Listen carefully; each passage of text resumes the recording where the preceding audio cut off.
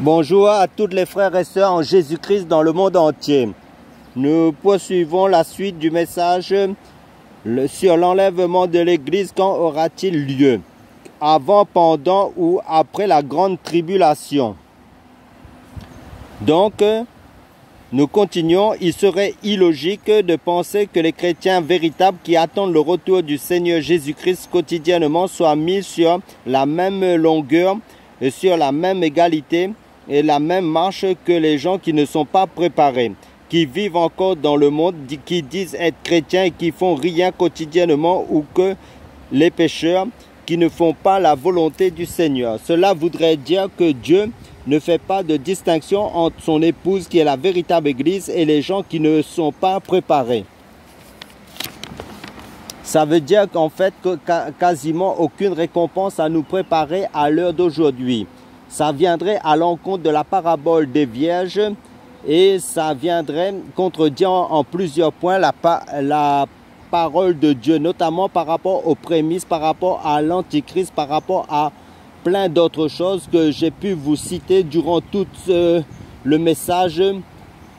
Donc, traverser cette grande tribulation avec les gens qui ne seront pas préparés, je ne pense pas. Il y a aussi cette théorie avancée par les gens qui pensent que l'Église sera enlevée en fin de la grande tribulation, disant qu'est-ce qui va évangéliser si les chrétiens ne sont plus présents sur terre. Sachez que l'enlèvement de l'Église ne concerne pas tous les chrétiens, mais concerne une minorité, car beaucoup de personnes vont rater cet enlèvement, malheureusement, parce qu'ils ne sont pas suffisamment préparés. Il nous a avertis à plusieurs reprises dans sa parole, le Seigneur. Nous devons nous préparer, nous devons renoncer à nous-mêmes, et ça à l'heure d'aujourd'hui.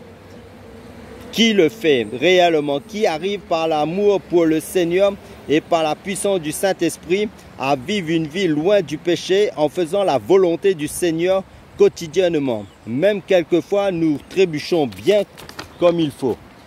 Nous ne sommes pas parfaits, mais le Seigneur nous aide à tendre à cette perfection, à ressentir ce dégoût du péché et à vivre en nouveauté de vie.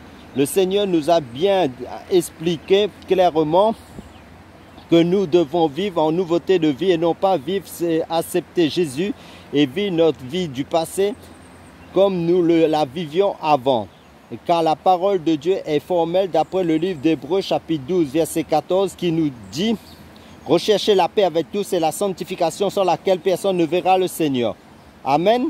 Et aussi à rechercher à être continuellement à être rempli du Saint-Esprit sans cesse d'après le livre d'Éphésiens chapitre 5 verset 18 à 21 qui nous dit clairement: ne vous enivrez pas de vin, c'est de la débauche. Soyez au contraire remplis de l'Esprit, entretenez-vous par des psaumes, par des hymnes et par des cantiques spirituels, chantant et célébrant de tout votre cœur les louanges du Seigneur. Rendez continuellement grâce à Dieu le Père pour toutes choses au nom de notre Seigneur Jésus-Christ, vous soumettant les uns aux autres dans la crainte de Christ. Amen. Donc il faut persévérer, avoir cette communion en continu avec le Seigneur dans sa présence. Tout ça, il faut bien comprendre, frères et sœurs. En tout cas, si vous avez des questions, n'hésitez pas dans la barre des commentaires.